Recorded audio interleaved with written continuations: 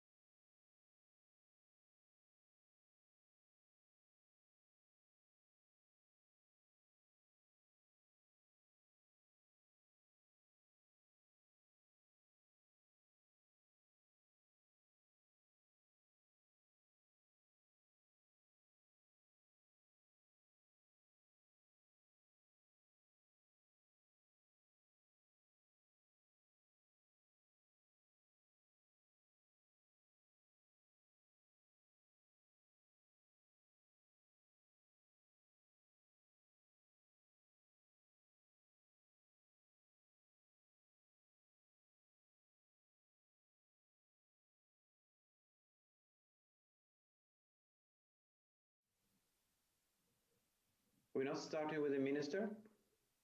He is the... So we'll continue until he...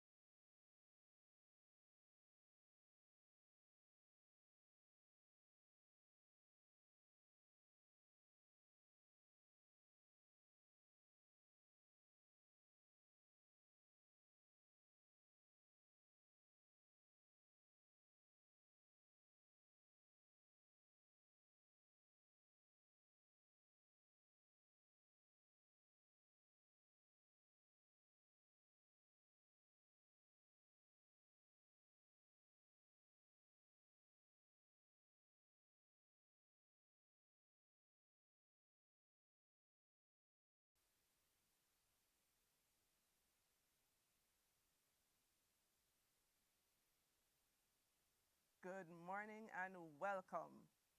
Thank you for joining us, for those home and abroad, to our third quarter virtual productivity forum. And today it's been done a little differently, and we have a nugget-filled session, jam-packed with information, takeaways, call to actions, new way of doing things just for you. So please stay tuned with us. And today our topic will be surrounding another topic of growth and productivity in Jamaica, but this time we'll be focusing on the industrial sector. And with us, right here with me in Jamaica, we have Mr. Andrew Wildish, who will be representing the Jamaica Manufacturers and Exporters Association. Next to him, we have Lisa Suarez, who wears so many different hats, but today she'll be speaking on the matter of competitiveness and innovation. And next to her is Dr. Amonde, who is from the Heart Trust NTA here in Jamaica, and she'll be speaking about human capital and how it affects productivity. And also, as another treat that we have for you today, is that we have our friends from UNIDO, United Nations Industrial Development Organization, and we have Dr. Anders Isaacson, who will be speaking to us today. And also we have Mauritius, our friends from Mauritius.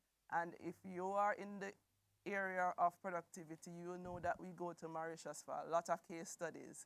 And today we have none other than the permanent secretary there from the Ministry of Industry and Development and her team. And she has also brought along persons from the National Competitiveness Council there in Mauritius as well to share with us today. So please do stay tuned as we proceed. And we should at this moment have our minister, but what we will do is give you a brief overview of where we are as it relates to productivity in Jamaica and the sector to kick off our discussions. And to do so is our senior research analyst at the Jamaica Productivity Center, Mr. Wendell Ivy, and he will be sharing with you briefly just a global overview of where we are today. So I'm going to hand over now to Mr. Ivy.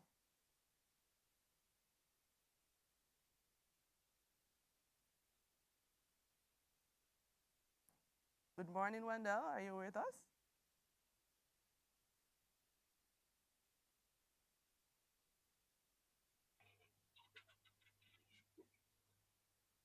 Maybe you can. Wendell, you can proceed. We await your presentation. We are hearing you clearly.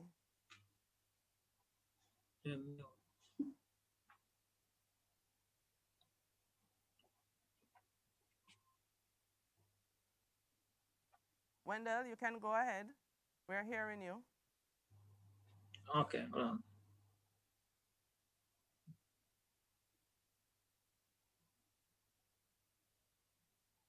Just give him a moment while he sets up. There we go. So good morning, everyone. My name is Wendell Ivy, and I'm a senior research analyst at the Jamaica Productivity Center, attached to the Research and Measurement Unit. Today, I'll be sharing a few trends in productivity.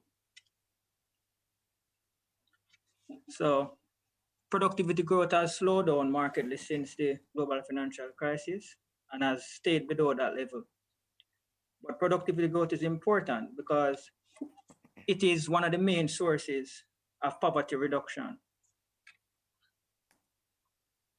Some of the causes for the slowdown in productivity growth include slowdown in population, education, trade, economic complexity, and lower investments of capital.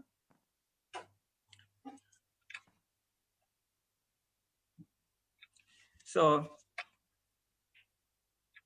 the COVID-19 pandemic has also will compound the effects of some of these drivers of the slowdown in productivity. And the implications include weaker investment and trade, erosion of human capital and shifts in the labor market, slowdown in momentum in labor reallocation. But the COVID-19 pandemic will not only only bring negative things. There are also opportunities for productivity to increase through proper organizational change and the absorption of technology. So here we look at a few trends in the sectors in the performance and productivity in the Jamaican economy. So here we have the goods producing sector. So this is all the sectors that produce a tangible commodity, and it is only the essential services from 2000 that has basically shown some growth: electricity, gas, and water, and transport. The rest of the sector has basically seen negative growth in productivity over the entire period. So this is the good producing sector, and we see here that only agriculture and forestry has basically grown. So most of the sectors in the Jamaican economy have seen negative productivity growth since 2000 to 2018.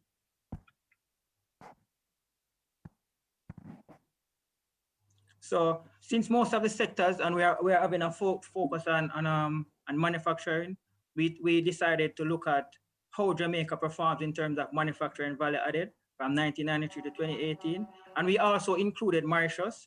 So this is a set of Caribbean countries included Mauritius. And we can see that one of the better performers has been the Dominican Republic. Mauritius has been performing better relative to Jamaica, as Jamaica has seen negative productivity value added growth over the period.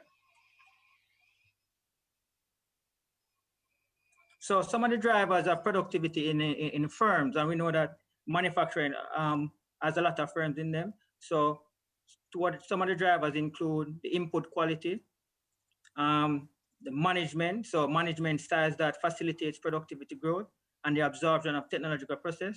Externally, we have regulations. It needs regulation that facilitates productivity growth, and also the spillovers from input markets. So these are a list of things that could be done to unleash productivity growth in Jamaica. Chief among them is basically transferring from low value added production or low value added goods to high value added production of goods and services. So now we have identified an area in the economy that we believe at the Jamaica Productivity Center that can help to improve productivity in the country. And we have identified agro-processing. So the agricultural sector basically employs a fifth of the labor in Jamaica, but the productivity is so low that any marginal increase of output per worker can have the possibility of increasing productivity in that sector and overall influencing the overall Jamaican economy in reversing the trends of low productivity growth that we have been seeing over the last couple of years. So agro-processing as a solution, it will bring increased production through automation, and it will provide more sustainable options that reduce food wastage and improves portability of products. And also it brings with it the resilience to climate change. So this was basically just a short run through of the performance of the Jamaican economy and a sector that we think that could actually drive the productivity growth if emphasis is placed on it. So that concludes my presentation. Thank you. Thank you, Wendell. Very brief and to the point. So he has just whet our appetite with some of the figures there. We have seen some perspectives as it relates to our current performance. And what we want to do at this time is to speak to our manufacturers to get their perspectives on what has been shown here in terms of productivity and growth in the sector. Andrew? Thank you. Thank you, Wendell. Great presentation. The JMEA represents a diverse group of companies, both large conglomerates, a lot of SMEs, exporters. And the sector has also felt the pinch. I mean, a lot of people are struggling with certain key drivers that affect our competitive nature or our competitiveness in the market.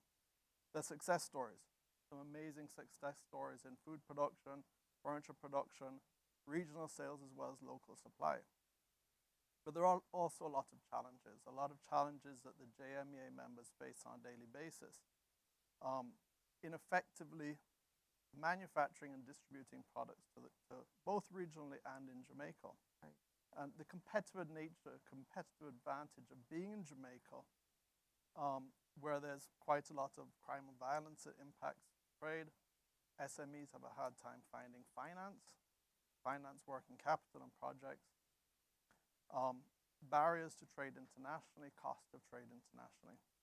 And we're actually very excited about the focus in manufacturing, both by the Ministry of Industry and Commerce and the Ministry of Labor, because we feel that manufacturing is a pillar, or one of the pillars, of the turnaround for Jamaica.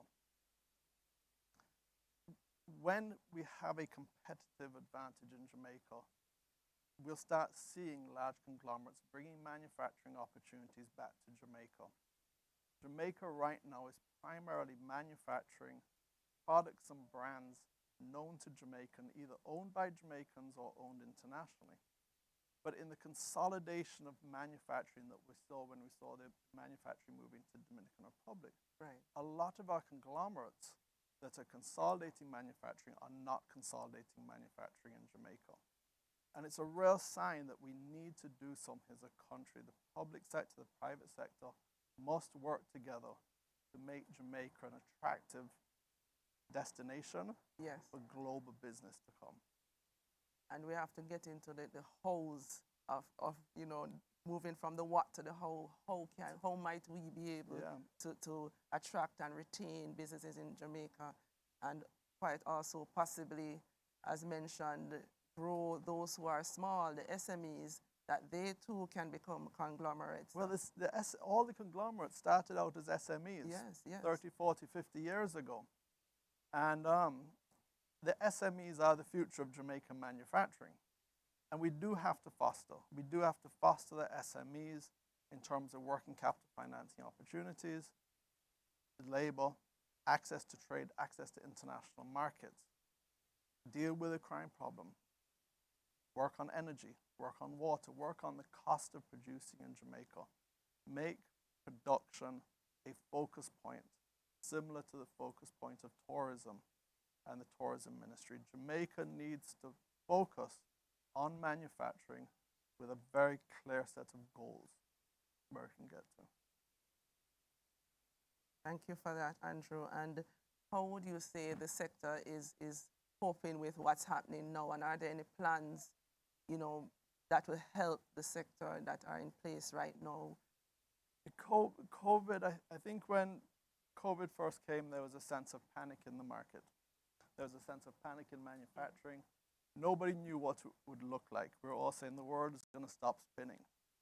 But what we've realized is that in all challenge there's opportunity. Right. There are opportunities, and what we've seen is with the change of people's lives, there's been a slight change in the consumption of products. And a lot of our manufacturers in Jamaica have done phenomenally well.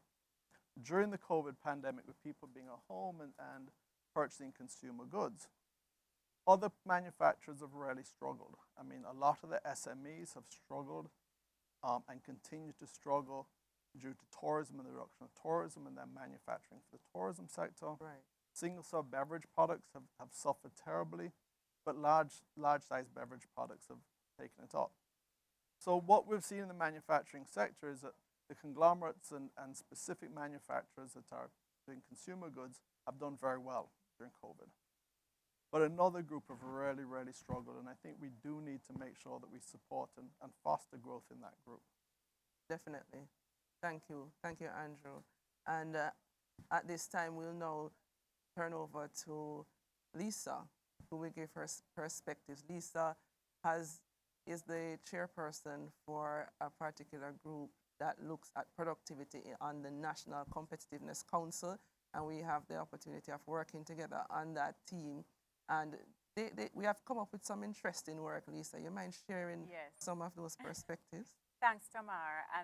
And this is such a good program that is being run today. Welcome to our friends at UNIDO and Mauritius. So my background is, my company is Great People Solutions. I'm a consultant and I'm a leadership coach.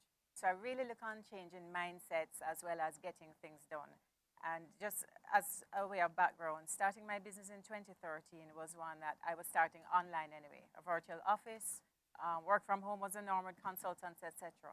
What I've found, having had experience being on the board with JAMPRO and public health, working in stakeholder groups, is that the strategy of JAMPRO was to focus on productivity. And in partnership with the ministry and the National Competitiveness Council, we wanted to make sure that we knew the drivers behind GDP. And the committee included Tamar, included persons from Staten, young persons and economists from UWI, PIOJ, DBJ. We got a group together to get minds to say, well, let's get granular. What are we going to measure? Because what gets measured gets done. And essentially, we benchmark out of the World Economic Forum Global Competitiveness Index, which has 141 countries, and we ranked 80 or 81. We determined that we wanted to benchmark around 28 countries that were similar to Jamaica that had great success. And of course, our ranking was not good. I mean, I'll just tell you, embarrassingly low. Out of 141 countries, we were like 140 as ranking for homicide rate and major crimes. Investment in R&D is extremely low as well.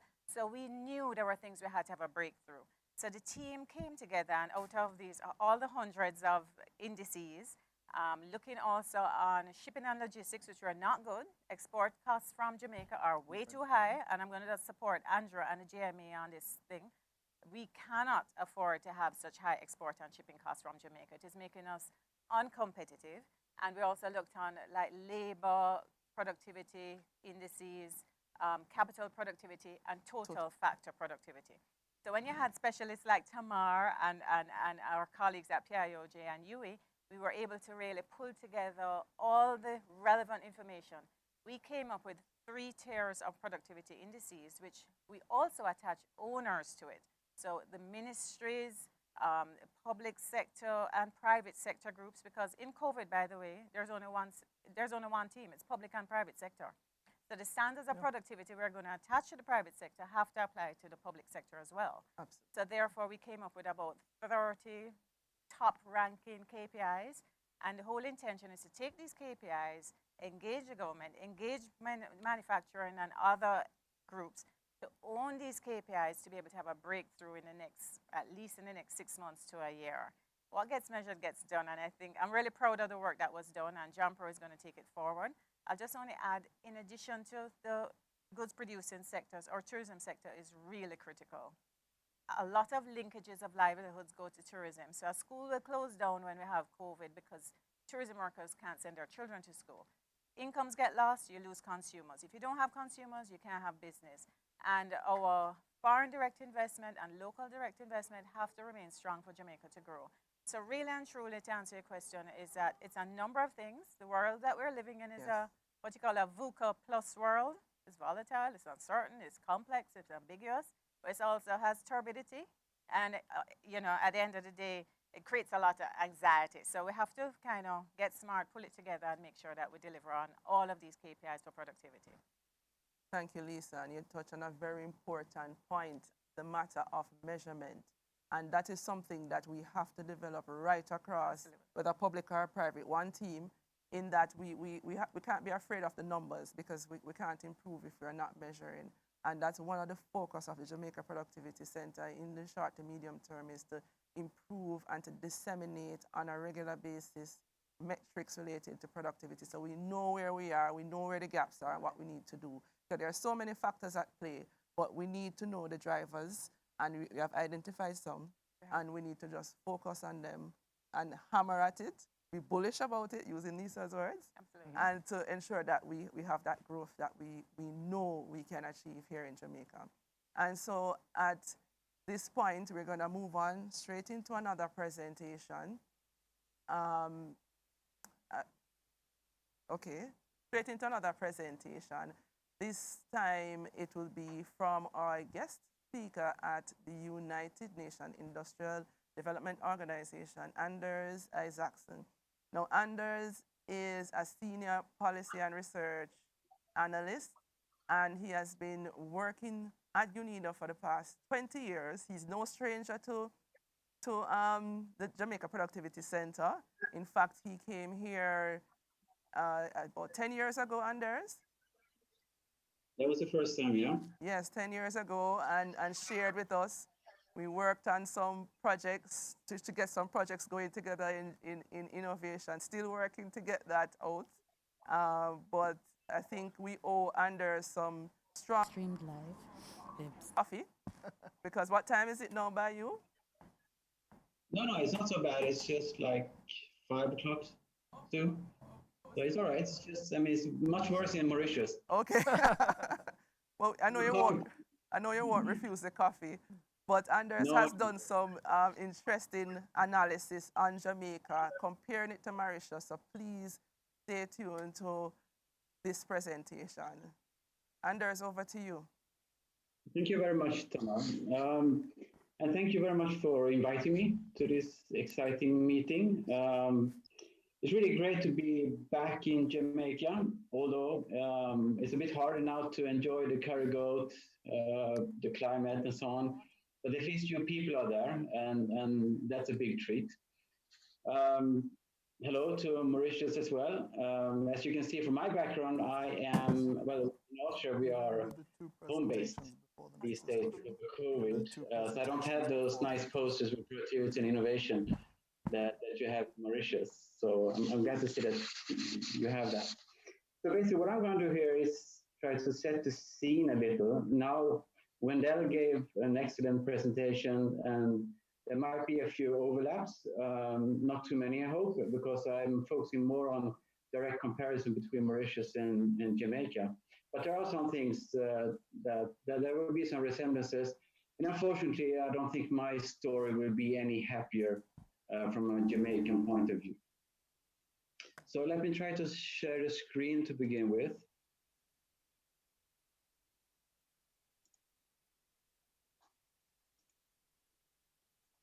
So that's the title, yeah? So I guess you can see the screen? Yes, Yes, can. we can see the screen. Great. Okay, so a brief outline. I will just have a few words on as an introduction. It's basically a presentation cluttered with graphs and tables and stuff like that, and not so many words. But I would like to start from a global picture and actually show that productivity and welfare go hand in hand. I think by now we all know that, but still, I will show you one illustration of that. Then I will show you the productivity performance of Jamaica and Mauritius. It will be more of a macro picture, but I also do some direct comparisons of labor productivity between sectors of the two countries. Then we're going to look at structural change and industrial development in Jamaica and Mauritius. And I think part of the explanation of what we will see is to be found there. And then, yeah, I will just conclude and hand over and maybe to Mauritius to learn what they have done so well and what Jamaica can learn from that.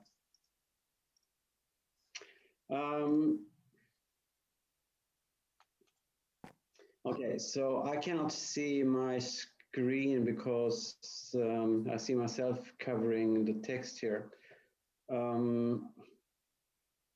Anyways, so what I'm trying to say here is that productivity and welfare go hand in hand, but whether the spoils of productivity will actually reach people, I mean, there's no automatic trickle down. This is something you can influence by policy. So there are cases, of course, where productivity goes to a few people. There are cases where productivity goes to the people. Thinking in terms of the fourth industrial revolution, there is obviously the risk that that productivity spoils will go to fewer and fewer people, especially since we know that income shares are on the decline. So the part of GDP that goes as labor compensation is actually shrinking around the world. So yeah, this is basically what I've said. And I would like to emphasize then the role of industry and in particular that of manufacturing. So I would like to start with the quite simple solid growth model, where we have growth coming from two parts. One is accumulation of capital, such as machine and equipment, more labor, more human capital, and so on. And the other factor being technology, which Solo, of course, called total factor productivity. But he was talking about technological progress. So it's a very, very simple model where technology is exogenous. The whole point of the model was, of course, to be able to see what the source of growth are. And we know that because capital deepening runs into diminishing returns to scale. So in the long run, it's all about technology. And I'm going to demonstrate that this is actually the case. So it's technological progress that will lead to enhanced welfare and poverty reduction in Jamaica and in all developing countries. So let me show you one graph here. So we will come back to this one, and I just wanted to focus on this part, the encircled part, which shows that TFP or technology is negatively associated with poverty. So countries that have reached a high level of technology are also less poor. I'm not claiming any causal inferences here, but I'm pretty sure you know what I'm thinking. And then we're going to look at the productivity performance of both countries. We're going to look through two lenses. One is the world technology frontier, and the other one is simply labor productivity and total factor productivity over time. Okay, so there are two lines here. The blue line represents the highest possible performance, productivity performance in 1960. So all the blue dots are blue countries, 1960 countries. And the distance from a dot like this up to the frontier represents the gap between what the country achieved and what it could have achieved. Okay, so the best countries, they are at the frontier. They are the frontier. So you cannot perform up here in 1960. Of course, with 2018 technology, we are getting much more out of the same amount of inputs.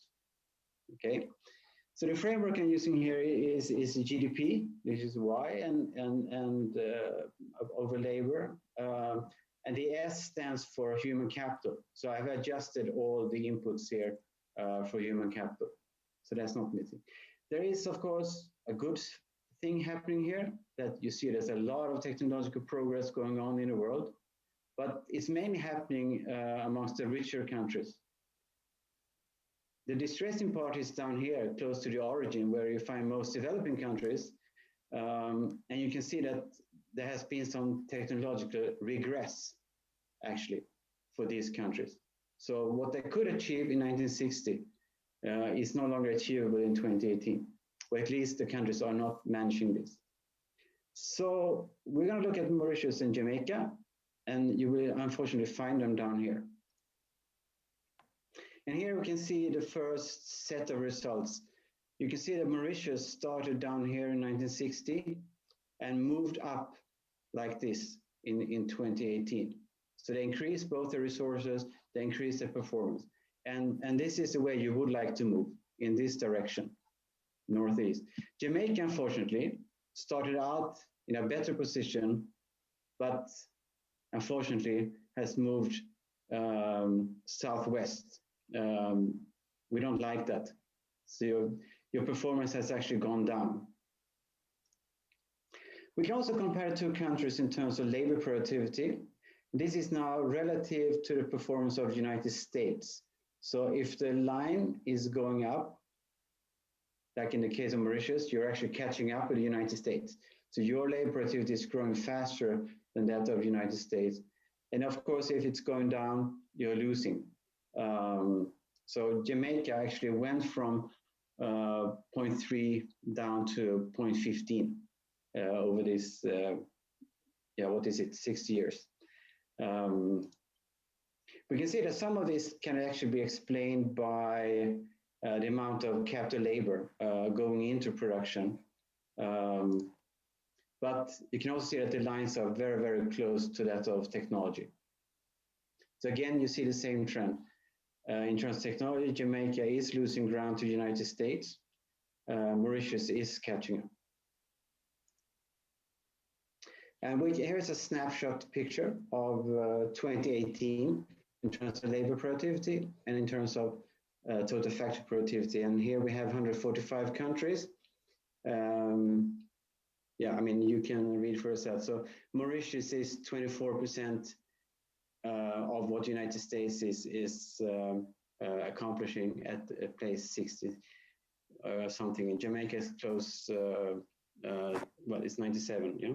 And you can see a few neighboring countries in the Caribbean as well. Some doing better, some doing worse.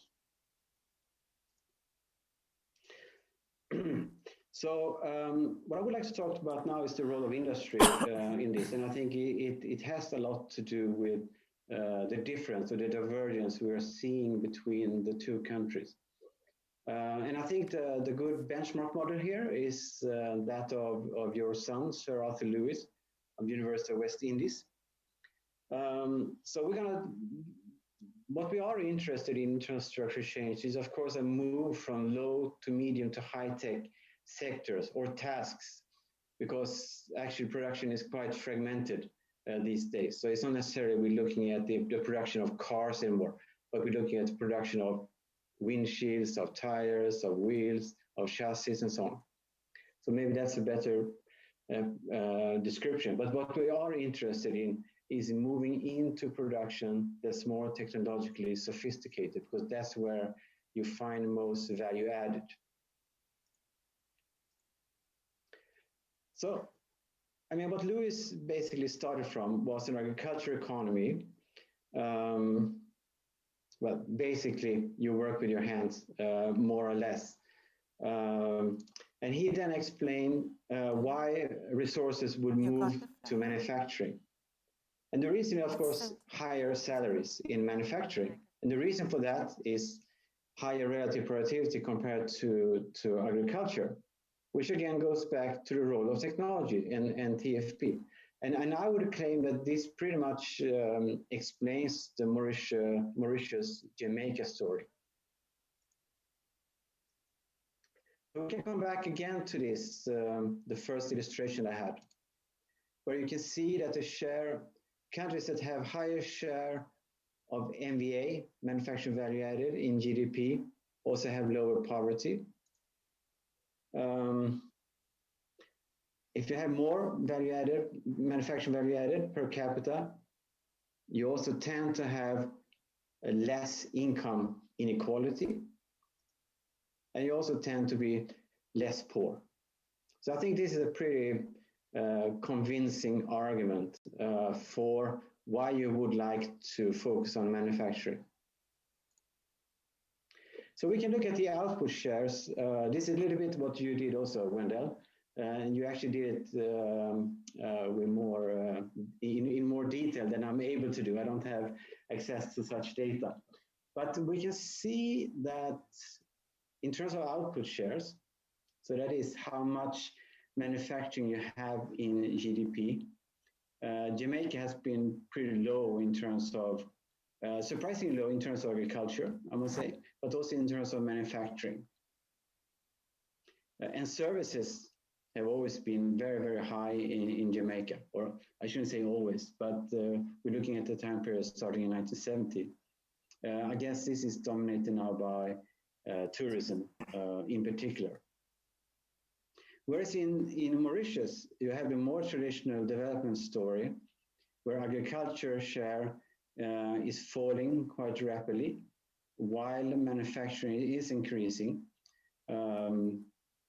And you see the increase and you see the peak, and then you see how it slowly sort of fades away and gives room for services, but only after they have reaped the rewards from manufacturing. I'm not so sure that ever happened in Jamaica, that maybe Jamaica basically leapfrogged the manufacturing. That also happened in India. The Indians are very sorry for that, and they're actually trying to re-industrialize because of that, because they missed out on many of the goodies that happened during structural change. We can see also from employment shares And here we can actually see the resources going into the different sectors. And here we can see that there are quite a few people working in agriculture still in Jamaica. Not many people in manufacturing, a lot of people in service industry, of course. And again, you have the traditional development story happening in Mauritius,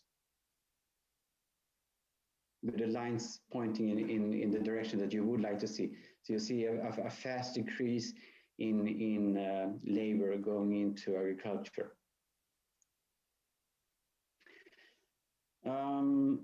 Here I'm comparing the 4 sectors in terms of relative productivity. So this is the productivity of Jamaica compared to Mauritius. The horizontal line here is parity. So here is where the 2 countries are equally productive in the sectors. And you can see in all these 4 sectors that we're looking at, Mauritius is performing better than Jamaica. But it wasn't always like this. So something changed here. And of course, it's a phenomenal success story that we have in Jamaica. And I'm sure we will soon hear about why this is the case. But I wonder if that's the only story, that Mauritius grew faster than Jamaica. Did also something happen in Jamaica? Maybe. Maybe there are 2 forces going on at the same time here. But the fact of the matter is that now Mauritius is outperforming Jamaica in all 4 dimensions. So let me just conclude here that we have established that productivity and welfare are intimately correlated. That technological progress is central, and we have used 2 arguments for our 2 theories, if you like, growth empirics and structure change empirics.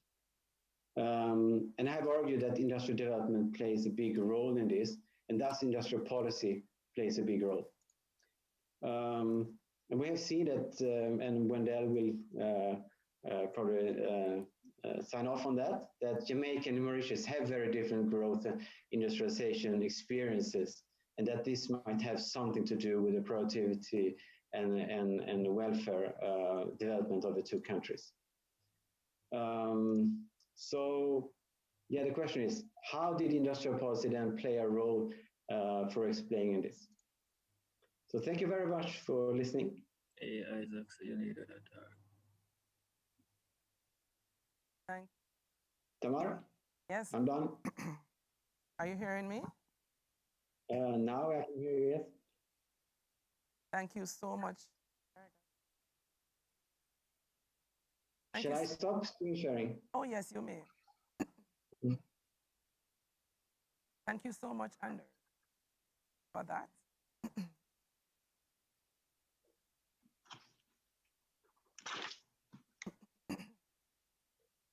Thank you. I'll say thank you on your behalf. It was excellent and in line with what we've been saying, Tamar, especially the technology. So as you drink some nice freaking water. It was very helpful, Anders. We look forward to even having more access to that presentation. I think Mauritius is a great benchmark for us. It was in our group, and that would be very helpful for us. Yes. Yeah. Thank you. Thank you, Lisa, for saving me just now. And thank you, Anders. Thank you, Anders. Great presentation. What's happening? But I don't know what's happening. But we also want to, at this time, welcome the minister who has joined us, Honorable Minister Carson, Minister of Labor and Social Security. Thank you so much for joining us. You came in and heard Anders' presentation from UNIDO. And Anders, if you were here in the room, you would hear the voices, you know, the cringes, you know, Jamaicans, as you know, we had carried it to Usain Bolt's track when it was just built when you came here. And we like to win. We are winners. So when we hear that things are not going south and in the opposite direction, we don't take kindly to that. And so what we are here to see is how we can improve from where we are to change that trajectory. And the good thing is that we have Mauritius next in line to hear what their thoughts are and what they did, so we can learn from them as persons who have done it, so we can change that inflection point that happened, a few decades back, to one where we can get to reverse the poverty and to have a greater standard of living here in Jamaica. But we wanted to hear from our panel as it relates to what was discussed. And to start us off, we wanted to hear more about, the role of human capital in all of this, and the development of human capital, and some of the things that are happening here in Jamaica, opportunities that exist. And we have none other than Dr. Amonde from the Heart Trust NTA, who is going to share with us some perspectives based on what was discussed here as well. So over to you. Okay, thank you, Tamar. I want to congratulate the Jamaica Productivity Center on having this very relevant discussion at this time. I think it's important that as we grapple with the challenges, we also look at the many opportunities that lie during this context, during this period. It is said that the pandemic, will roll back years of growth, and there will be loss of income, there will be loss of jobs, and that it has come at a time when the world was quite healthy and more educated than ever. Even in Jamaica, we have seen the contraction in our economy, according to PIOJ. But within all of this, we are recognizing that people, are our greatest resources. That's what we learned in Social Studies 101, harnessing the talent and what our people can bring during this time. And so we see human capital development as a catalyst for growth. The World Bank says that during this time, we really need to focus on boosting learning outcomes, focus on improving enrollment. And so in addition to all else that we need to do in our firms, like getting our staff members involved, engaging them, strategically planning to allow for flexibility, I think we really need to focus on how we can harness the talent on building knowledge, skills, and attitudes so that can facilitate personal growth, social growth, economic well-being, and ultimately it's about productivity. So this is a mandate of the Heart Trust, Heart NSTA Trust. We now have a new name because of our merger. It's about developing competent persons for the workforce and for social and economic development. It is in our vision. Our vision, we speak to a vibrant, dynamic, inspired, highly competent workforce. And so even as we keep this on the agenda and we remain productive, during this time we have had to transition to remote learning through different online solutions to ensure that we are keeping our learners engaged. We have had to build the capacity of our instructors to repurpose and put programs and deliver programs online.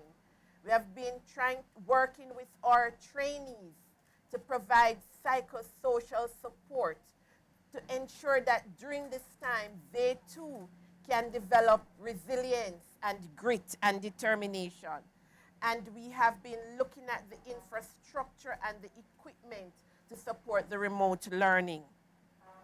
As an organization, training and certification is at the heart of what we do. And so we offer a number of programs that individuals, both youth and adults, it doesn't matter what age you're at, where you can come in and pursue programs at different levels in areas such as robotics, mechatronics, optoelectronics, animation, auto mechanics, health and wellness. It was interesting to hear Andre, who gave the presentation at the beginning, say earlier, agro-processing. That is also, we have Ebony Park, where we'll not only produce the vegetables, but we are also heavily involved in agro-processing, which is seen as a key driver where manufacturing is concerned and where growth. So we offer those programs as well. Hairstylists, electrical installation, cybersecurity, social media marketing. And this year we have an enrollment of over 97,000 persons to enroll in our various programs and to certify at least 57,549. We are seeing new opportunities in data literacy, data analytics, artificial intelligence, software, automation, film, coding, jobs with a high level of emotional intelligence, such as counseling, customer care, automation in agriculture, which is very much in sync with your vision for where we are to go now. And with all of this, we also focus on what we refer to as the soft skills and the employability skills. So growth and going out to be a competent worker is not just about your technical skills. It's also about those very important interpersonal skills, such as what's needed at this time. Resilience, determination, discipline, technological skills, creativity, innovation, critical thinking, research skill. Elisa, I heard you spoke about applied research earlier on. And collaboration, the ability to work as a team. So these are key skills that will really help you to become a competent worker and survive during this age.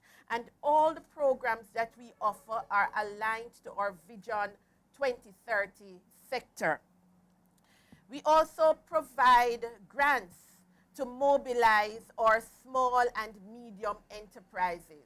So we provide grants for these. We help with the development of business ideas, entrepreneurship training, and access support throughout the way as we hold your hands, hold the hands of our trainees who we support with startup businesses and the more established businesses. At the moment now we are working with JAMPRO, that was said, Lisa, to advance the global services sector to ensure that we are training persons also for those higher value areas, those highly skilled areas, not just the entry level, so that they can really go out there and make a difference in the workforce. So at the Vocational Training Development Institute now, we are training 500 trainers who will now go out and train 60,000 individuals to work in the global services sector. And this is all in collaboration with the JAMPRO and support from the International Development Bank. So it's also about workplace learning and certification. We go into workplaces, we assess their needs, we recognize the prior learning of those employees on the job, and we are able to give them what they need to fill the gaps and so certify them. So I just want to congratulate you. It's very necessary that we have this conversation, because it's not only, yes, it's about survival, but I also believe that we can harness opportunities during this time, and we can thrive as individuals, we can thrive as communities, and we can thrive as a nation. Thank you, Dr. Amonde. Wow, what a lot of information just shared there by Dr. Amonde. So, you know, Anders spoke about us moving from low, medium to high tech.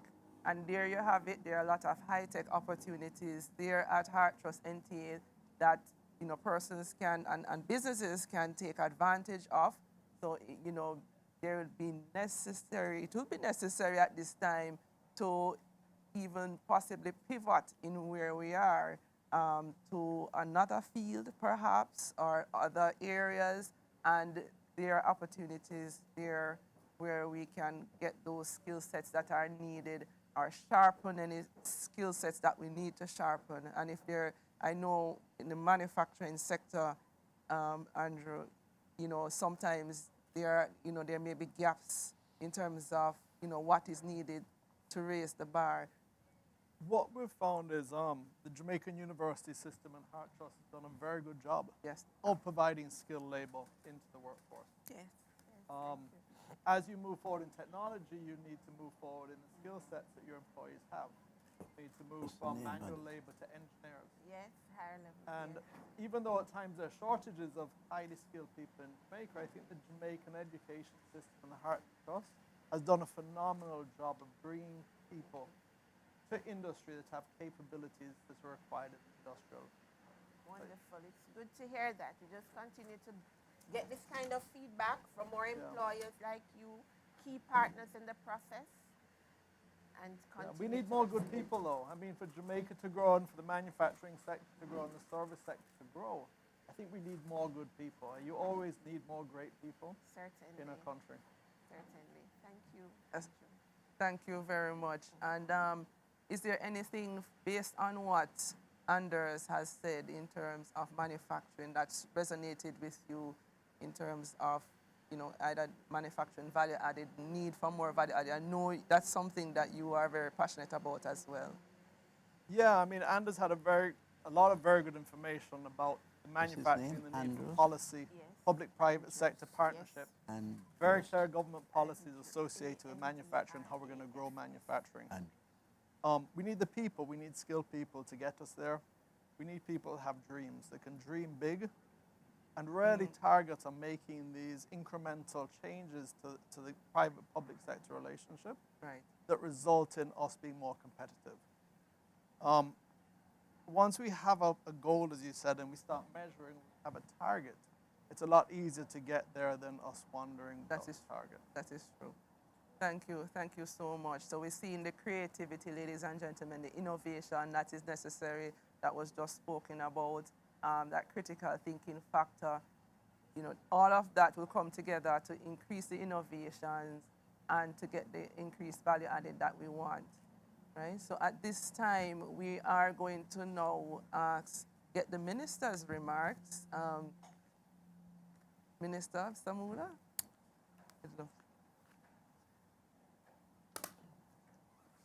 Over to you. Okay. All right, thank you very much, everybody. And so far, I found it very interesting. And first of all, I'd like to commend you for having put on this forum. I think it's a very valuable forum, and this is the kind of discussion that we should be having. But before I start, I must tell you, when I came in here, Andrew, I didn't remember, I didn't recall, I didn't realize that I was, you're David's son? Yes, I'm David Walsh's son. Well, you're getting old when your father worked 30 years ago with you. And I'm glad to see that you're following in the family footsteps and getting engaged. Yes, Frank. Great to see you. Jamaica's a great nation, and I think everybody needs to step up and try and make it. Great to see you. Now, folks, I've heard what Andreas had to say, and also Dr. Amonde. And I just would like to address this. I must look this way, right? Yeah. I would like to address this from the point of view of where we have gone off the rail a bit, and some of the reasons for that. But first, I'd like to just point out how much respect we have in Jamaica for Mauritius and their efforts to achieve economic growth and development. That's so true. They have done a remarkable job. Our Prime Minister visited there, I think, and they came back very impressed. And we've been talking about their experience. But I also want to point out that prior to the COVID outbreak, Jamaica, as the Minister of Finance said so many times and so eloquently in Parliament, Jamaica was on the right track. We were heading in the right direction. We had built up resources.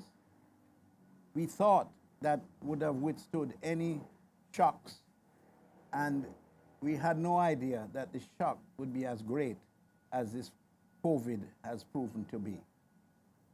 Now that it has had a devastating impact on our economy, where we have seen a dramatic decline in economic growth, we have been able to a great extent, stabilize the slide. And we are now focusing on those areas that can restore our economy to a healthy path as we were on before. Now, based on all that has been said, the emphasis, of course, is on the productive sector. And Jamaica had a very vibrant productive sector. And it came about because of the introduction of organizations like the JIDC, where training played an essential part. And I'm glad to see the extent to which CART and other agencies of that kind now have taken over the role primarily that was undertaken in the earlier years by JIDC. Training is very critical, but the training has to be focused. And we have to identify, in my opinion, those areas of production where at least we have some experience. We have to also realize that we have gone through a fundamental shift in how we do our business in Jamaica. We have exchanged quick cash or productivity in industry to quick cash. By that, what do I mean? We are now, as an economy, focused primarily on trading.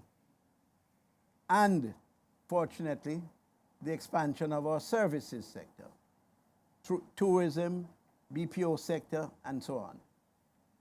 Whereas in the earlier years, we were really made a great attempt at increasing production through increasing productivity to produce goods for the export market and the domestic market that were indigenous to Jamaica. In other words, converting what we produce into finished products in the hope of exporting them and also supplying them locally.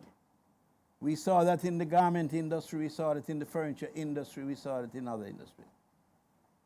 Those industries that provided labor that was trained and very, very adaptable to those industries has been shifted. And now what we find is, in my humble opinion, an overemphasis on trading, because it's quicker, at times less expensive, at times less risky. Take an example, Jamaica Broilers, which his father was one of the founding members of that organization, started as a fledgling industry, as a byproduct of agriculture. Unfortunately, our sugar industry has suffered tremendously. But the one reason why that has taken place is because of a lack of resources at the appropriate time. 80%, over 80% of the arable land in Jamaica that is irrigable has no irrigation. I want you to consider that. We have fertile land, but we cannot irrigate it. Not that we don't have the water, but the cost of carrying the water to the land and thereby enabling the farmers to produce most effectively and profitably, we don't have. Vast quantities of resources are going to be necessary if we are going to move agriculture in the direction that it needs to move. Covered agriculture, protected agriculture, because we are susceptible to climate change that creates havoc with our agricultural sector, and we just saw the results of that recently with the flooding. Precautionary measures and adaptive ways of coping with those shocks is something that we will have to address as a matter of urgency if we are going to have sustainable agriculture, not cyclical agriculture, sustainable, consistent agriculture. I have had, that's what comes with growing older and having many years experience. In one lifetime, the greatest exposure, by way of example, of what other countries have been able to achieve. And I visited Shenzhen. I visited Shenzhen, the economic zone in China, in 1993. In 1993, that present Shenzhen, which is now extraordinarily large city and manufacturing mecca, arguably one of the biggest and best in the world, was a fishing village. I witnessed fishermen living on ponds adjacent to what had just started the development of that economic zone. I had the pleasure of visiting a factory at that time, and I witnessed a culture at the workplace that I came back to Parliament here and I commended it to the Jamaican communities. We walked into a factory and it was full of workers, and none of them even looked up. They weren't distracted because they were focused on what they're doing. And in my limited way, I could see immediately. So I took the chance of projecting. And I suggested that we are looking at the factory place of the world, where they would so hone their human skills and so train their supervisory levels that they would be able to produce all the items that are now uncompetitive if produced elsewhere. But to produce the item by having the labor content of productivity and growth, labor as a factor of production, cannot get you into the position of wealth and independence. Labor, the ability to provide labor alone without any innovation is limiting the potential for real growth. So what we have sat over the past 30 years and observed is that China has shifted fundamentally from being the factory of the world, though they still perform that function, to being one of the greatest innovating countries of the world. Because they realized that providing labor alone was not going to give you the wealth factor that you need to feed and develop your population. And in their case, it's an urgent matter. So the shift from providing the service to creating the product and adding the service to produce it in quantities that would make them very competitive is a model that I have grown up with, and a model that I think has served them well, and others would do well to emulate.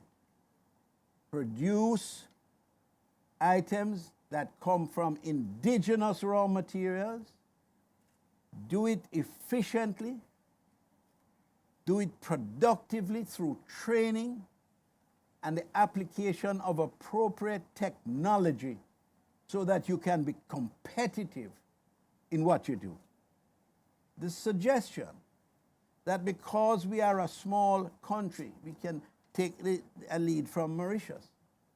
The idea that because we are a small country, we'll never be able to compete with the large countries. There are areas within all our countries where we can specialize in those activities that give us a competitive advantage.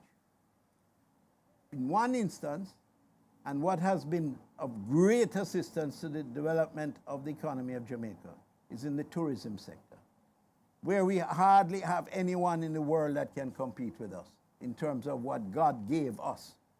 What we have to do now, and what the minister has been trying desperately, and the cabinet and everybody, is focused on restoring the tourism sector by having the value added with a combination of support from the agricultural sector, the manufacturing sector, the service sector, to make tourism a holistic industry. Because we saw the dramatic fall in our growth as a result of a dramatic fall in tourism. And it has taught us a very valuable lesson. Whereas before we were willing to overlook the enormous contribution of that sector to our economy, we now are satisfied that that is one of the key sectors that can grow our economy. So we must now pool our resources, find those innovative techniques that can make tourism the best and most wealth-creating sector in the country. For my part, as Minister of Labour, I cannot say that I'm satisfied with what I have witnessed in the last 2 months. I've only been in that ministry for 2 months. But when we did an analysis of the figures, what we find is that there's an overwhelming inflow of applications for work permits to work in Jamaica, where 68 or so percent, or about 60% of all the work permits applied for are for the commercial sector. And to provide persons to work in Jamaica, enable people to work in Jamaica, doing jobs that the Jamaican people can do and can be trained to do. So as a strategy, from where I sit, that we are going to apply, and we are going to apply it vigorously, is that anyone wishing to come and participate in the development of their business through the relationship with Jamaica, they must be prepared to share with us in training our people when they are employed in their jobs, having reached a stage where they can replace those who have been given temporary permits. We cannot grow our economy and create a vibrant workforce if, as I've said repeatedly, it's like trying to fill a drum but have a hole at the bottom, leaking it out. It's no use trying to create employment while at the same time offering a level of influx into that marketplace that depletes our chances of being able to provide the labor necessary to serve industry and commerce. It is not a means of preventing anyone, and we welcome business in Jamaica, but we want business that are coming in to share through the training exercises that they will put in and prepare someone in their organization in Jamaica to take the place of those that they have temporarily asked to come and help them to develop their business. This market can serve the Jamaican people and others who wish to share in it. And everything that can be done will be done through the Productivity Center to see to it that the type of employee that people coming to invest in Jamaica are looking for will be prepared and ready to take their place in businesses that are willing to come from abroad and invest in Jamaica. This is a wonderful exercise. I wish you all the very best. I know it will serve us well. It will sensitize the productive sector as to the urgency of getting involved in training. And finally, let me say this. Whatever we do, whatever we try to achieve, will only be achieved if we establish mechanisms by which we monitor the activities and the successes that attends our efforts. We must be able to measure what we do. We must be able to know what are the inputs we are making and what are the results that are coming from that.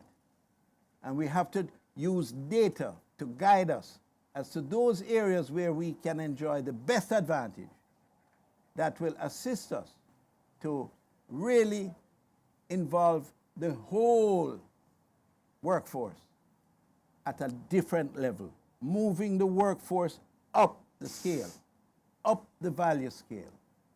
Because in the final analysis, the factors of production are labor, entrepreneurship, and capital.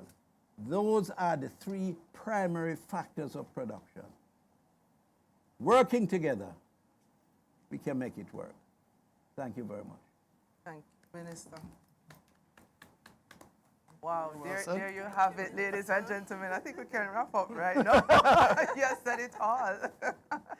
and you know, really reinforcing a lot of the points that were mentioned by the data, and you know that measurement is key, right? Decision based on facts, you know, not just on gut feeling, but on real numbers.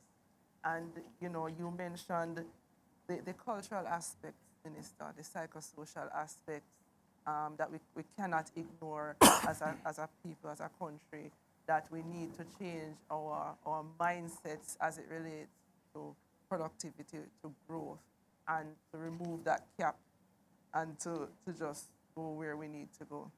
Thank you so much, Minister. Now I'm going to beg you. I'm going to have to Sure. run off because I have another engagement. We're happy to have you. It's been a pleasure. Okay, I hope I'm not being rude by running off, but you want me to stay a little longer? If you have to go, you can go, Minister. I That can would go. be fine with us. And All right. Thank you so much. all right. His father and I spent many sleepless nights arguing over money. Thank you very much. Thank you. Okay. Okay.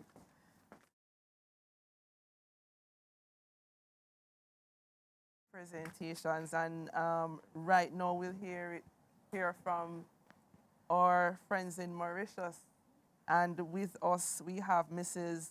Abdul Rahman Ahmed, who is a permanent secretary in the Ministry of Industrial Development, SMEs and Cooperatives, in collaboration with Mr. Rishi Dumin. Please forgive me if I've mispronounced it, Rishi, who is an analyst, and Mr. Dev Appulswamy, who is the Director of Capacity Development, and both are from the National Productivity and Competitiveness Council. So we welcome you three with us today, and we look forward to hearing from you as you share the Mauritian experience in industrial policy, productivity, and competitiveness. Over to you, Mrs. Abdul Ahmed. Thank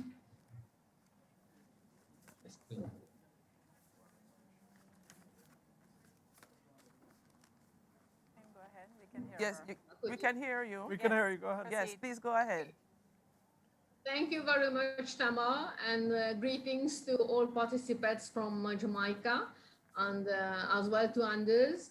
It's indeed a great pleasure for me to be afforded the opportunity to share the experience on industrial policy, productivity, and competitiveness. So for me, the presentation will entail a short introduction, a background of Mauritius, important phases of Mauritian industrial development, and then I'll talk about the National Productivity and Competitiveness Council, the MPCC. All right, first. You see that Jamaica and Mauritius, we have many similarities. Like Mauritius, Jamaica is an island country. It has both of us form part of the Commonwealth.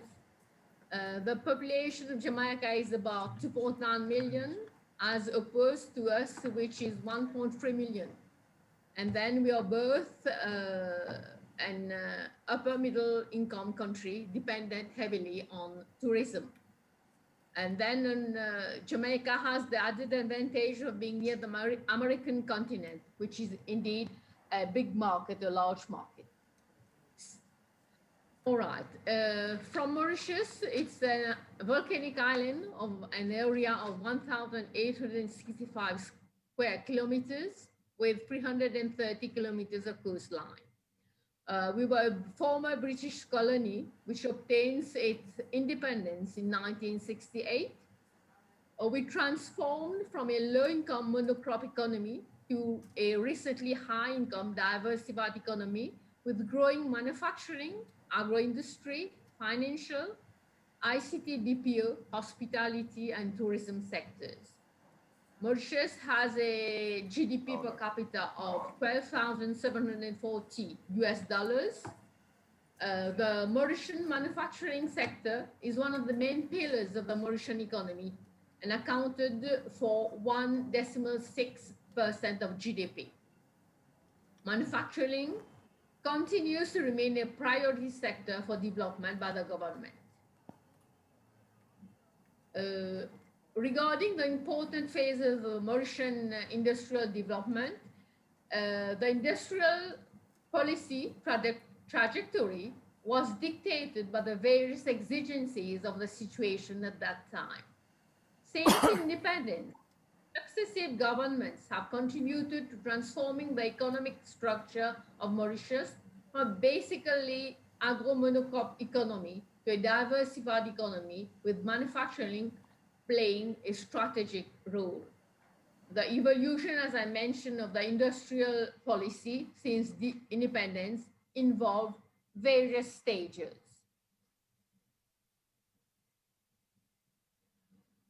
We had the first. Can you Mrs. interrupt Amel? you for a minute just to ask you to take off the note screen and just do presentation mode so it takes up the whole screen? I think you have to do it on your side so we'll see your screen better. Thank you. All right. And we're hearing you clearly. Thank you so much. She didn't realize it's a little blurry. When it goes into Wonderful. That's Thank you perfect. so much.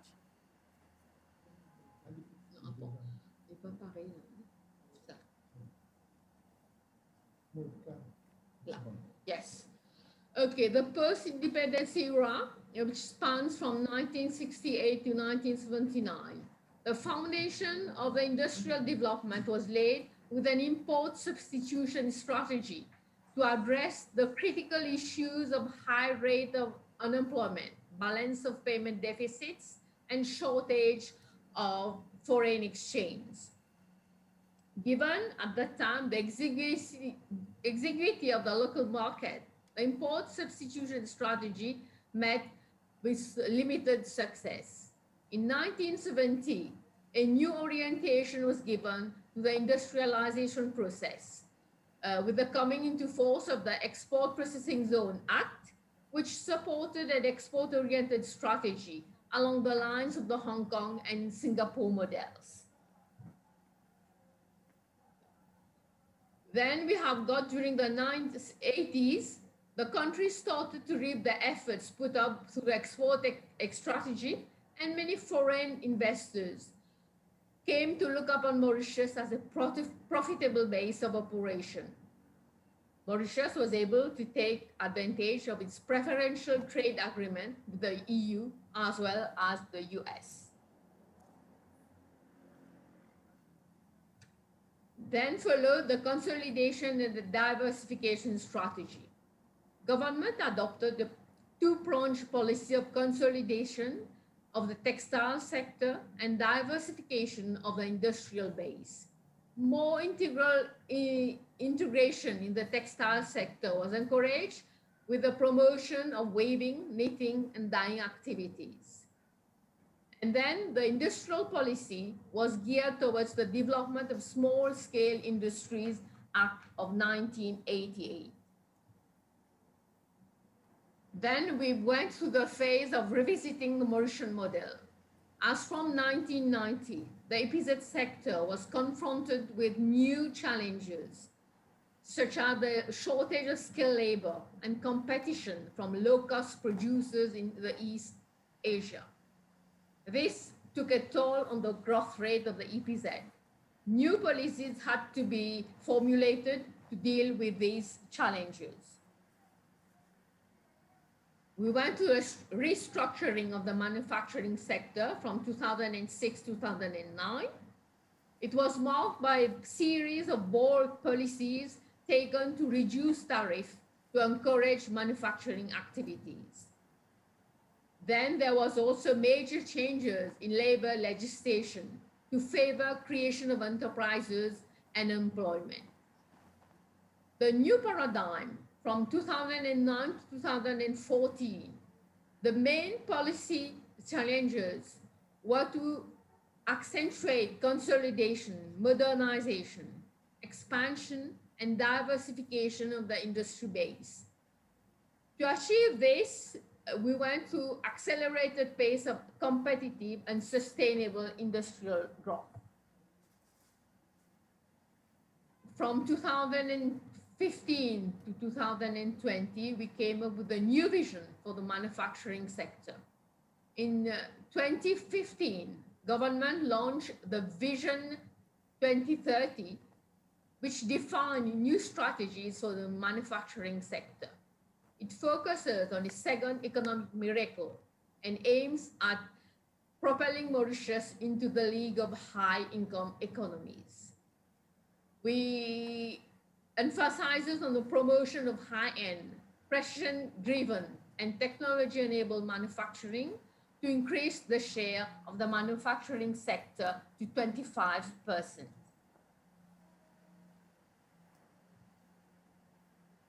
Some 3 years back, the manufacturing sector was at a crossroad with low industrial growth rates, declining employment, and decreasing exports. There was a dire need to reorient the sector and reshape its contours so as to bounce back and regain the desired growth momentum.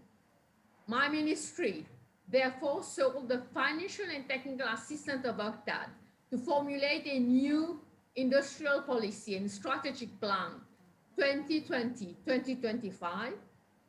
This new document was launched on the 4th of December. The overall objective is to give a boost to the manufacturing sector to contribute to economic growth of the country.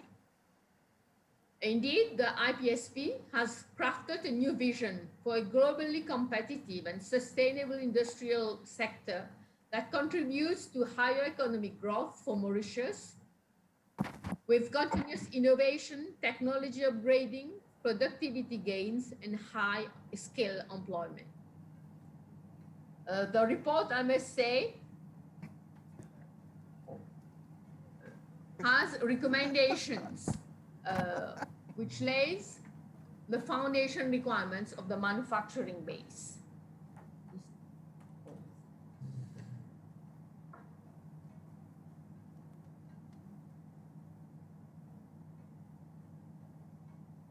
So in parallel to this industrial development, the need was felt for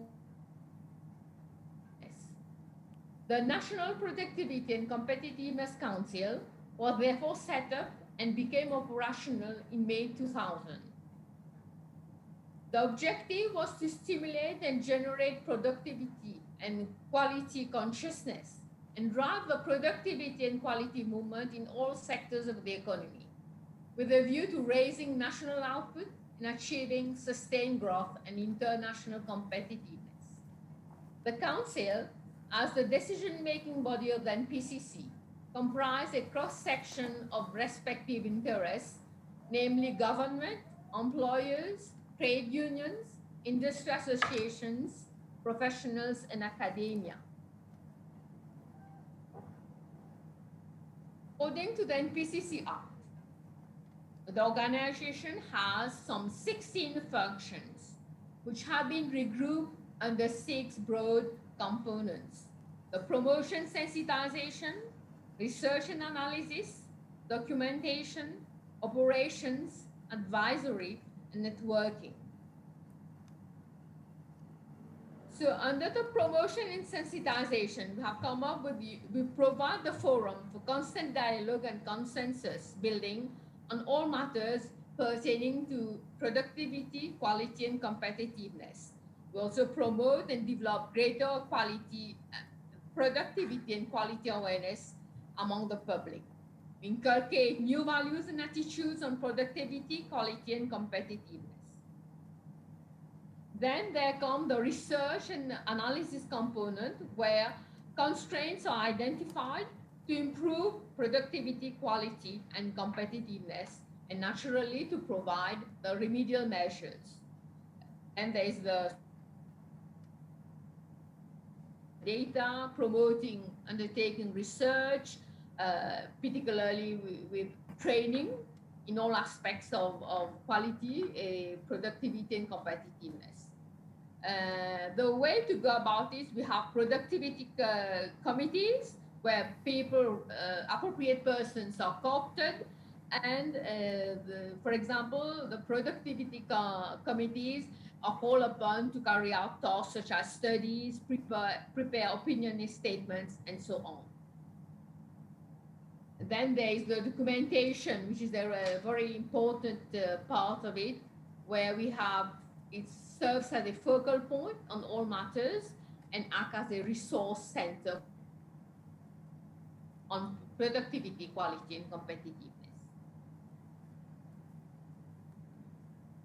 They engage also the NPCC in advisory networking, which is really, we need to establish linkages and to build collaborative partnership with all those concerns.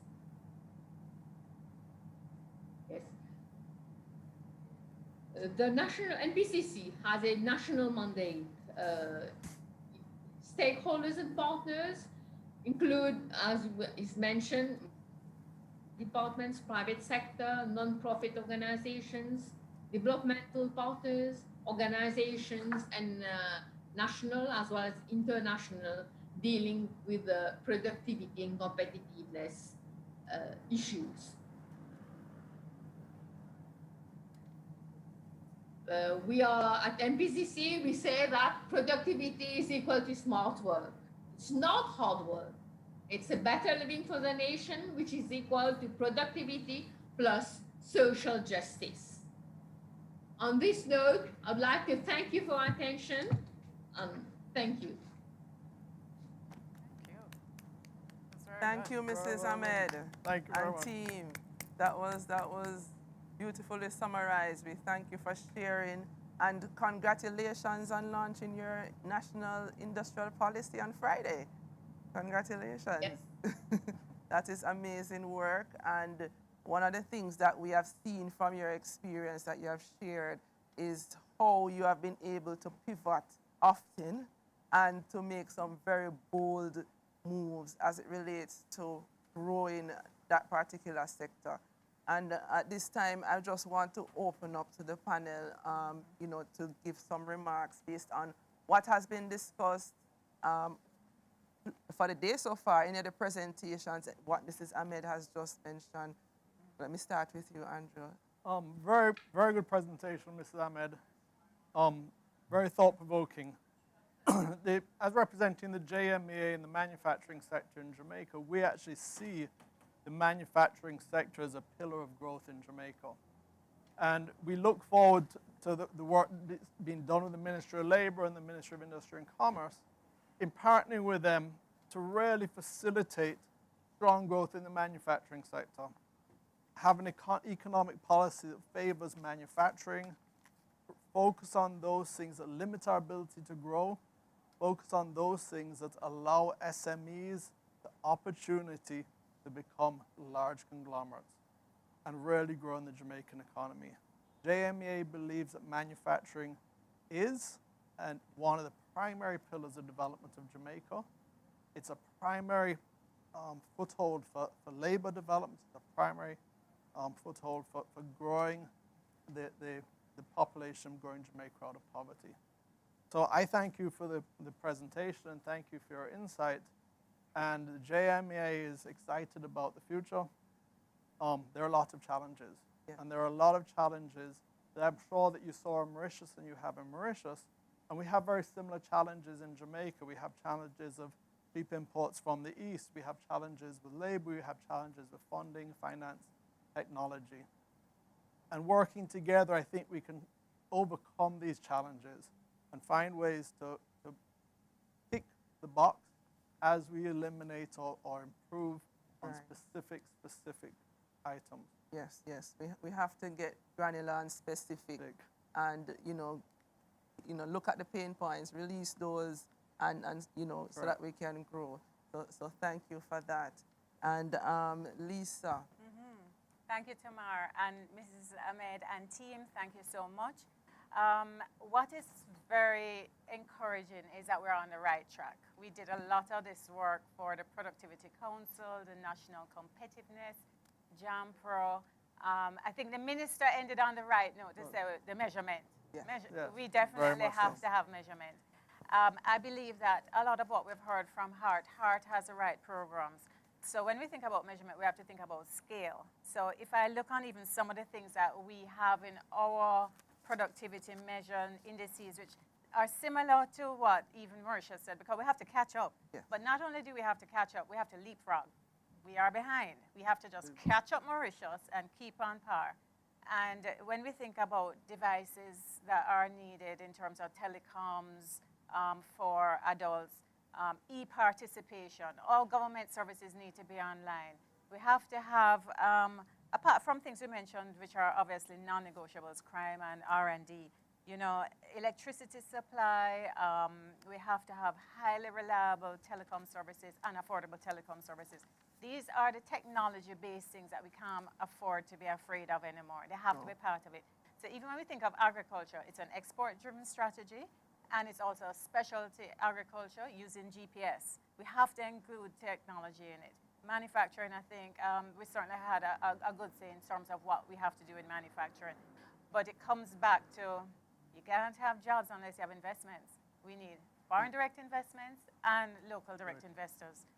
Foreign direct investment went down. We need to get that back to be able to create the jobs in these areas.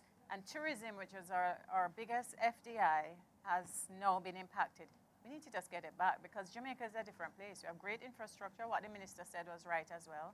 We are a different place. We have had major improvements. So it's now to grow on that and make sure that we can.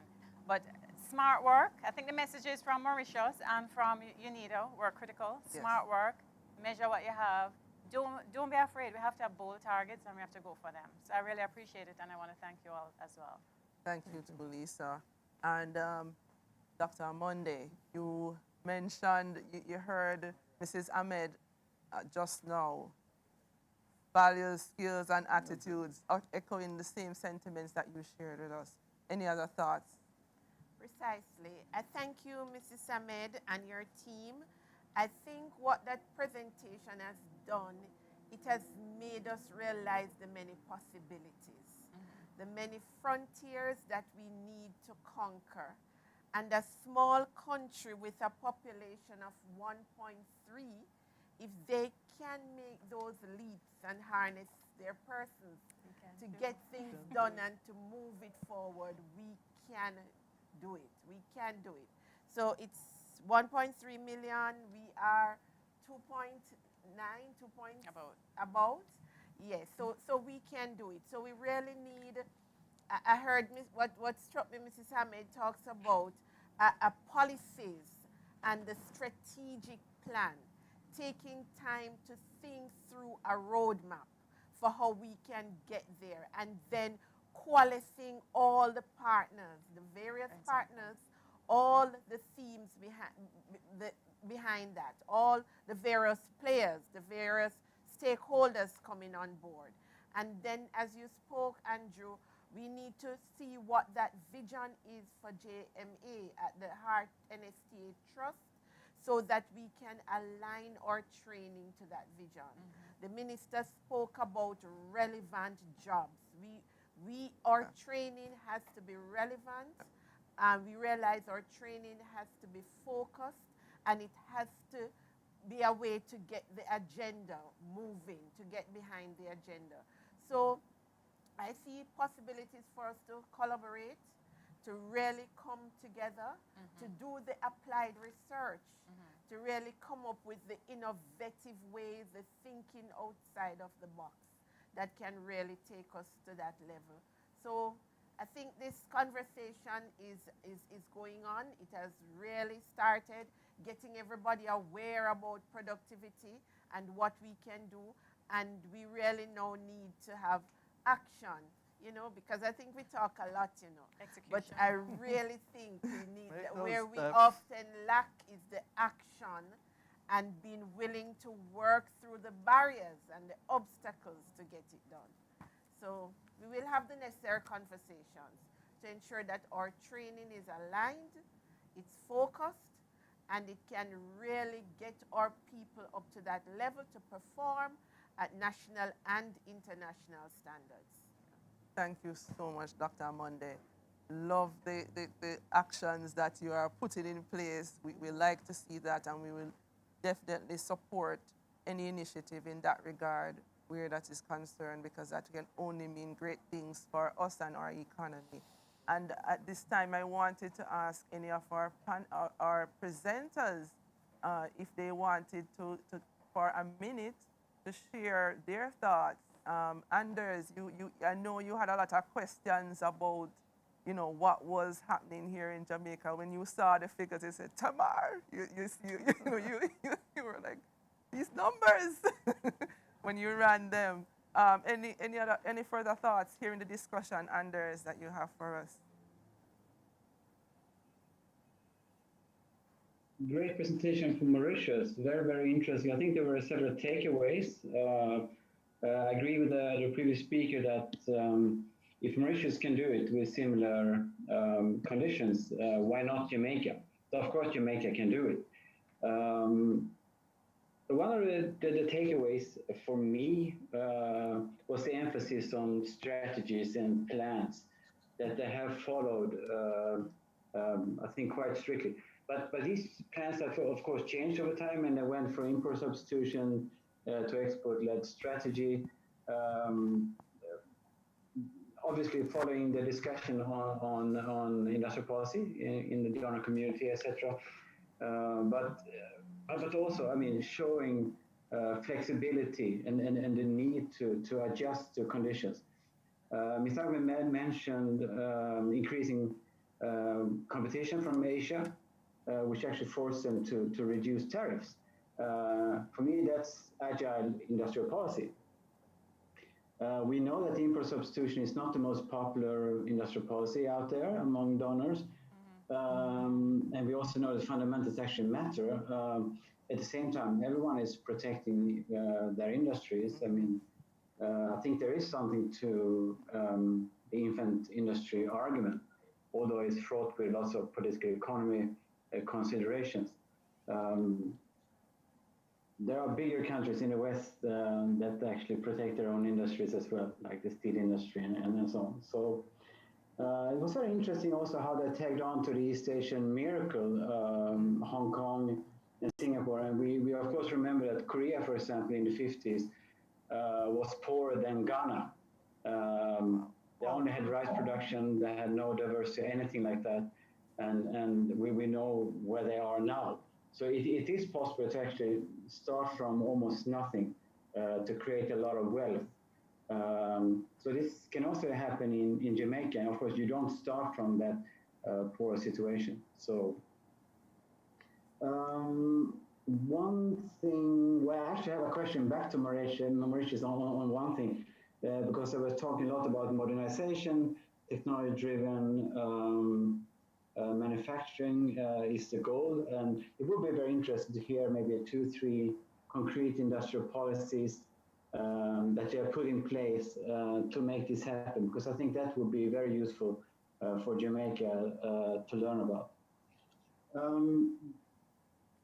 Of course, we take note of the similarities between JPC and MPCC. That's very encouraging. What I really like, and I think needs to be mentioned, is that Mauritius is making sure that that various stakeholders of the ecosystem is actually heard, and that there is continuous discussion among different actors. And I think that's actually key to increase the chance of success of strategies and policies.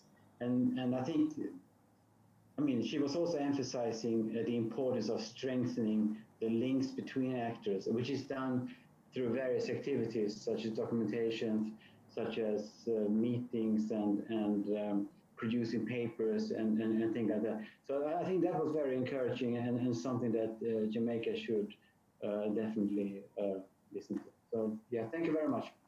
Thank you, Anders. And, you know, excellent points that you raised. I see that you're very, very attentive. You know, I really think you have some Jamaican coffee there with you. But I do agree with you in terms of the similarities between the NPC and the JPC. And in fact, just yesterday, I had a discussion with a member of the ILO because both productivity centers participated in a study about a year ago, and the paper was released yesterday as it relates to National Productivity Organization repositioning for relevance and impact. And that was released yesterday by the ILO.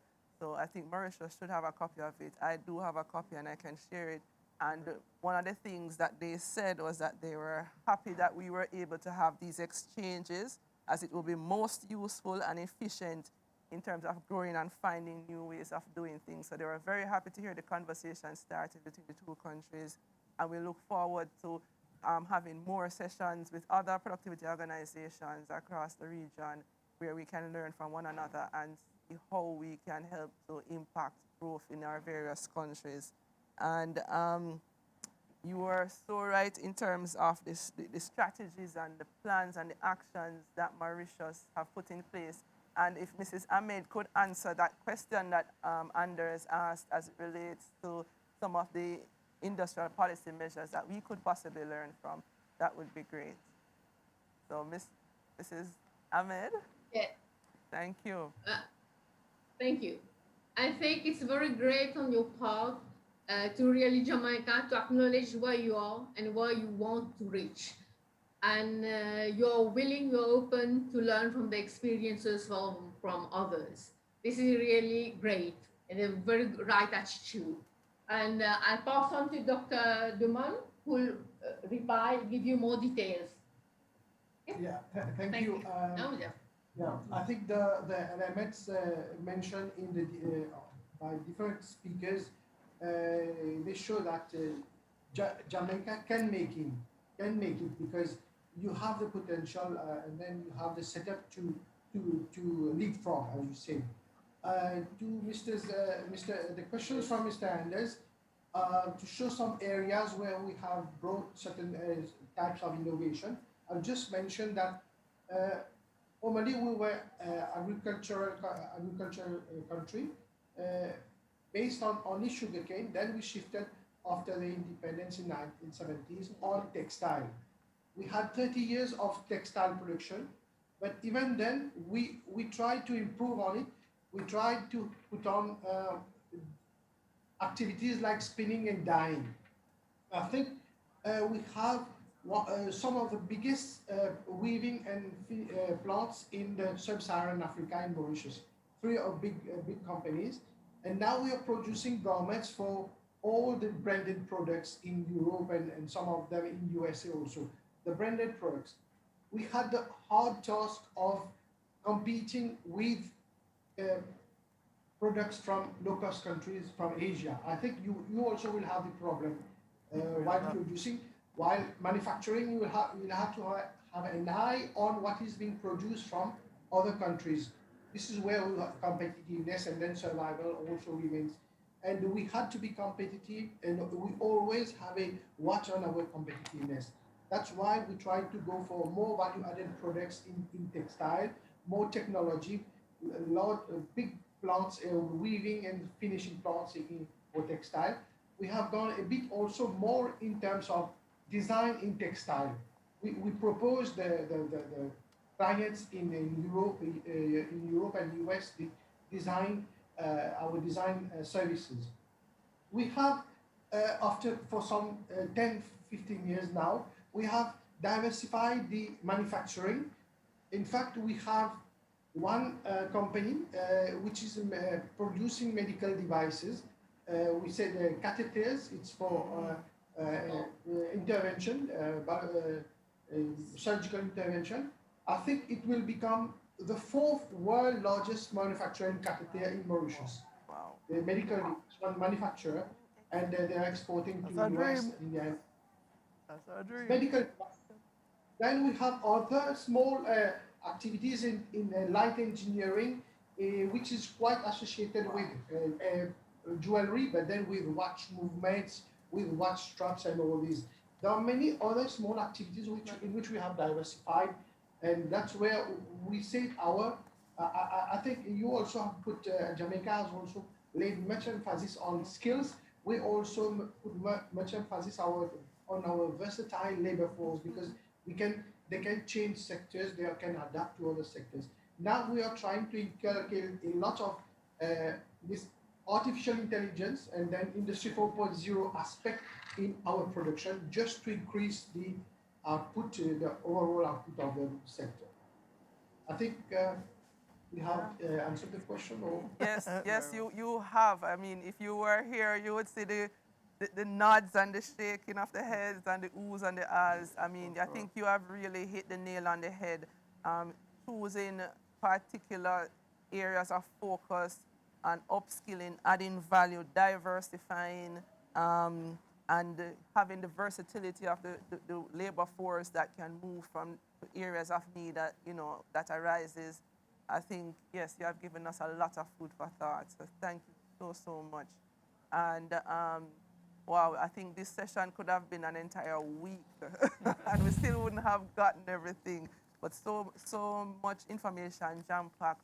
But before we end, I just wanted to get some of the questions answered from our participants that are listening, that are watching. And I'm going to ask our next presenter, Wendell, to take this first one.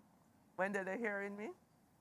What can be done, or what plan could be put in place to help our economic growth? That was one question.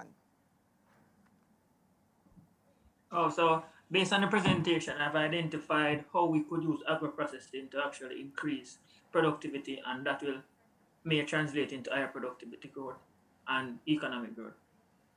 All right, thank you, Wendell. Anybody else on the panel wants to address that question? I would probably want to just build on even what Wendell said in Yes. that the internet allows small countries to be big. And I think growing brands and making sure they're registered will help us. So if we go into specialty agriculture, we obviously, part of our policy is to be export driven. Yes. It's really to ensure that we can use some of the value we have in our uniqueness and, Yes. our brand Jamaica Yes. being known.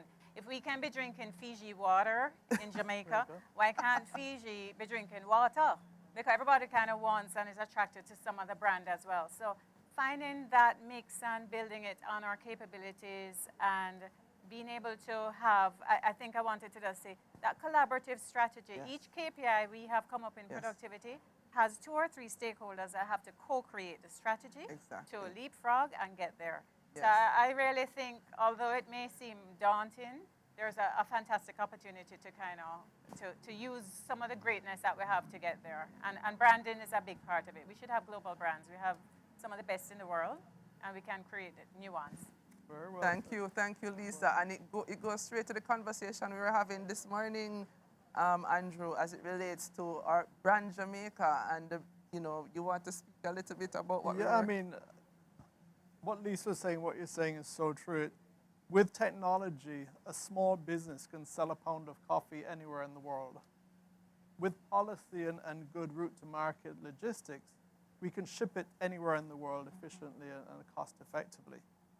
And we need to harness the power of technology. When you look at the opportunities that Amazon has brought to small businesses globally, small businesses with 2 employees have a presence in a global sales. I mean, they're selling things to the world. And I think that we really need to focus on finding ways of the SMEs, the really innovative Jamaicans making products, that we find ways to allow them to sell those products to the world. Thank you. Dr. Amanda, you had any other thoughts? I see it from a human capital training perspective. Train, upgrade, train in response to new and emerging areas. It's about constantly getting new skills, embracing lifelong learning as a country. You see, being versatile, being flexible. I'm very glad to hear about transversal skills, having a core set of skills that can go across areas. So embracing technology, being digitally literate. So even that is a thrust that we need to focus on. Learning another language, being open to other cultures, just becoming a global citizen and willing to embrace out there. So it's about training and embracing new skills and confidence in ourselves as a people, you know. Yes, thank you, thank you. And we will take one more question for the entire, for the presenters and panelists from the participants. What policies and programs should be implemented in the short to medium term that may improve total factor productivity? And we heard about that earlier, such that Jamaica may be placed on a path for sustainable growth. That's a huge That's a question. huge That's a one. big one, but It's That's a, a it's, big a, it's, a, question. it's, it's a huge one. Can I say to you that we are in the environment now for some really bold policy direction. So, you know, when you think that our youth unemployment has gone from 20% to 30% since COVID, that group needs to be in HEART programs today. Yes. So therefore, maybe some big policy matters for the finishing school options. I mean, the GSS, which is a BPO renamed, requires us to create labor for that fastest growing job employment opportunity. Right. And I think marrying those and pulling that group in will help. Also, having even the youth get into, you know, more support for education because we're shifting to work from home.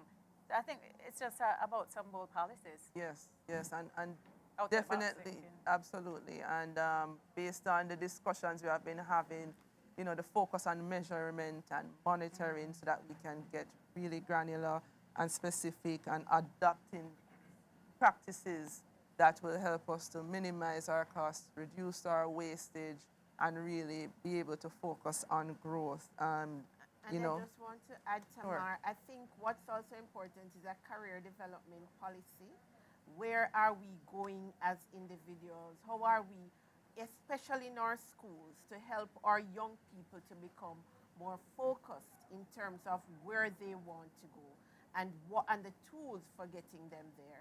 And it's not only going into a job, but it's also how we create jobs.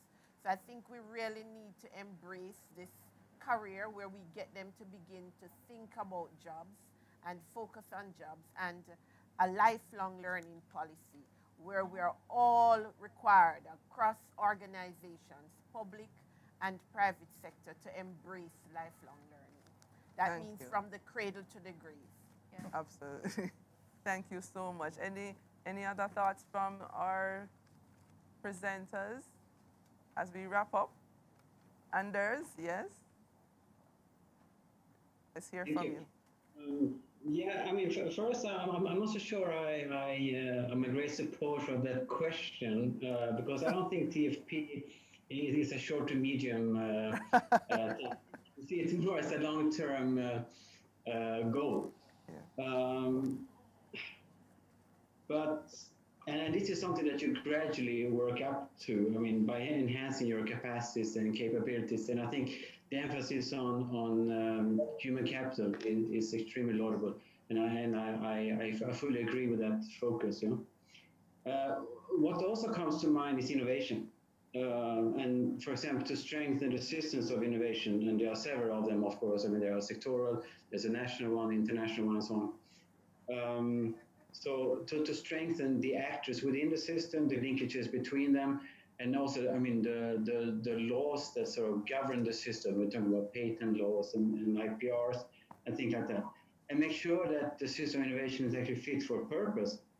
So, I mean, if your innovation is mostly about technology transfer, then you should focus on strong technology transfer offices and maybe also very strong meso-level centers with many other things they don't have. They don't have R&D.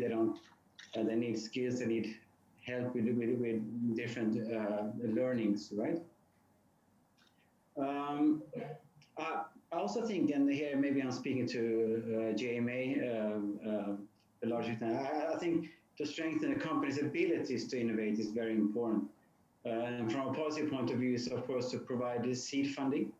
I mean, not to crowd out funding that would anyway have been there. My own country, Sweden, I think the latest figure I saw was that 84% of the funding that goes to companies is especially for the expansionary innovation and not for the early stages. And that's not where policy needs to go. That should be taken care of by the market, basically. So Sweden has some improvement to do on that front. As I said, provision of training for skills enhancement, provision of market intelligence is very, very important. Removal of innovation barriers, and enhanced protection of inventions. A lot of innovation policy we hear about is actually about inventions, not necessarily innovation. Innovation is the very last step from invention to commercialization, right? I think it's also important. I think JPC is sort of smack on target here on creating an understanding of the role and importance of innovation and productivity for development.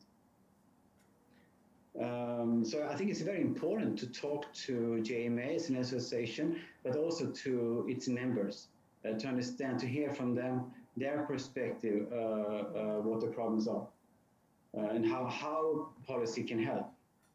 There's actually a recent, let's say, innovation among innovation policies that you might be interested in. It is called functional procurement. So in many OECD countries, public procurement accounts for some 15-20% of GDP. So if you can use procurement to provoke innovation, I think that would be great. So we're looking at solution-oriented procurement, for example, for environmental problems, or I think the COVID vaccine is a super example of the type of innovation you can have when this is demanded, and how quickly they can do it. I mean, normally it takes 3 to 5 years to come up with a vaccine. They've done this in 1 year.